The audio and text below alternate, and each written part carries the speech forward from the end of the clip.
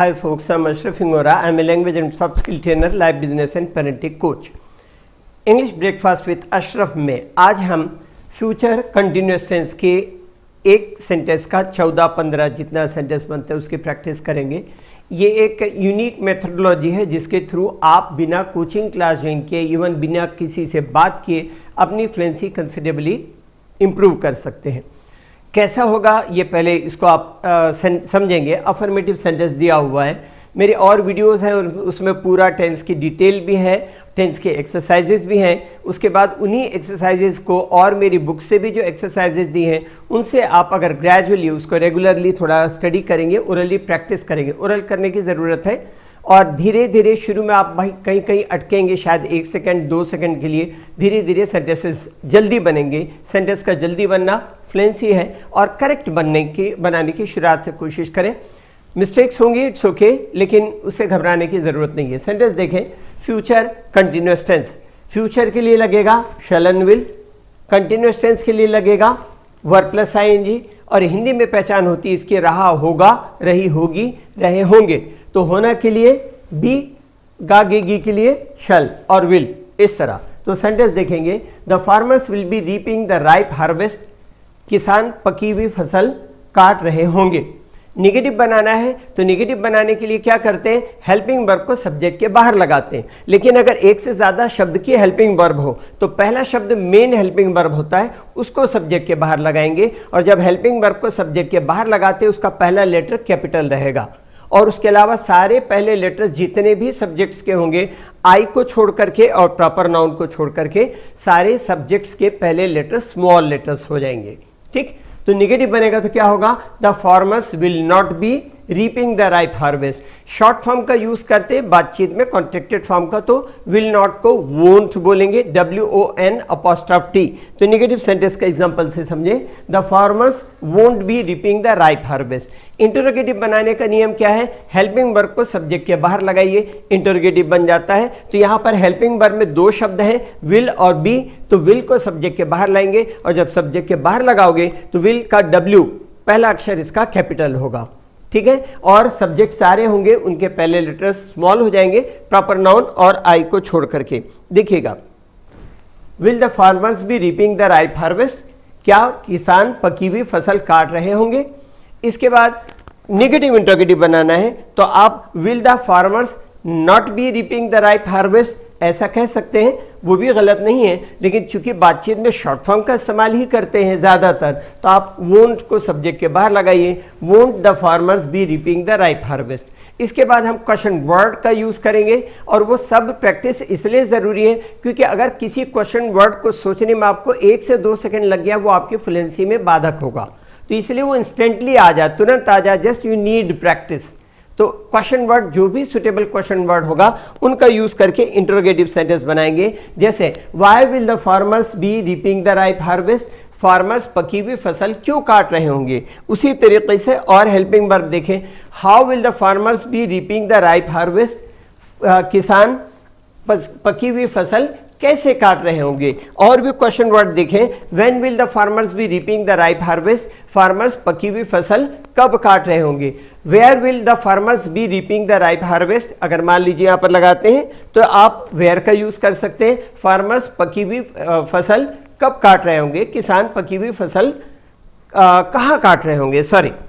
इसके बाद ये हमारा बना affirmative, negative, interrogative, negative interrogative, 4 बने। 4 हमारे बने क्वेश्चन वर्ड, अलग अलग क्वेश्चन वर्ड का यूज करके इंट्रोगेटिव, क्वेश्चन वर्ड वाले इंट्रोगेटिव बने। इसके बाद यूज करेंगे क्वेश्चन टैग। क्वेश्चन टैग बातचीत में क्वेश्चन टैग के बिना लगभग बात करना संभव नहीं हो पाता, क्योंकि है ना, है कि नहीं, है या नहीं, ये हम बातचीत में यूज करते ही हैं और यही है क्वेश्चन टैग हिंदी का। इंग्लिश में अलग अलग टेंस के मुताबिक, अलग अलग सेंटेंस के कंस्ट्रक्शन के मुताबिक क्वेश्चन टैग का यूज होगा। इसका नियम क्या है पहले समझ लें। सेंटेंस अगर अफर्मेटिव है, क्वेश्चन टैग हमेशा निगेटिव होगा। 1 सेंटेंस अगर निगेटिव है, क्वेश्चन टैग हमेशा पॉजिटिव होगा। 2 सेंटेंस में सब्जेक्ट अगर नाउन है, क्वेश्चन टैग में प्रोनाउन ही होगा। 3 चौथा इसका रूल है कि सेंटेंस में फुल स्टॉप की जगह कॉमा लगेगा। 4 और 5वां क्वेश्चन टैग हमेशा कॉन्ट्रैक्टेड फॉर्म में ही होगा। देखिएगा एग्जांपल से, the farmers will be reaping the ripe harvest, won't they. तो सेंटेंस पॉजिटिव है मतलब अफर्मेटिव है नेगेटिव क्वेश्चन टिक, नेगेटिव है तो पॉजिटिव क्वेश्चन टिक। नेगेटिव सेंटेंस का एग्जांपल देखेंगे, the farmers won't be reaping the ripe harvest, will they.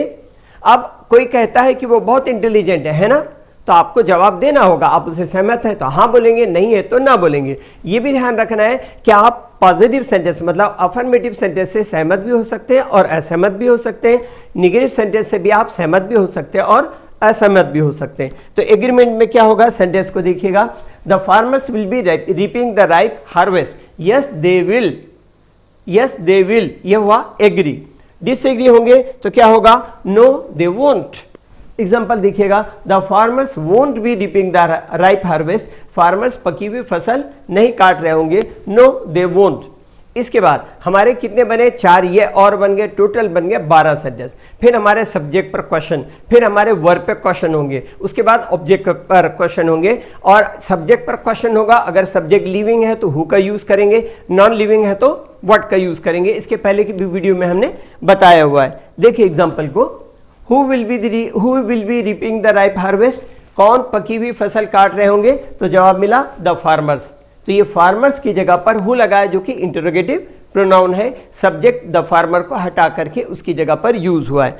Verb पे question करेंगे, अक्सर मैंने कहा है कि verb equal to do, object equal to verb, ये फार्मूला यूज होता है ज्यादातर केस में, लेकिन कुछ कंस्ट्रक्शन ऐसे भी हो सकते हैं जहां पर ये सेम फार्मूला यूज ना हो।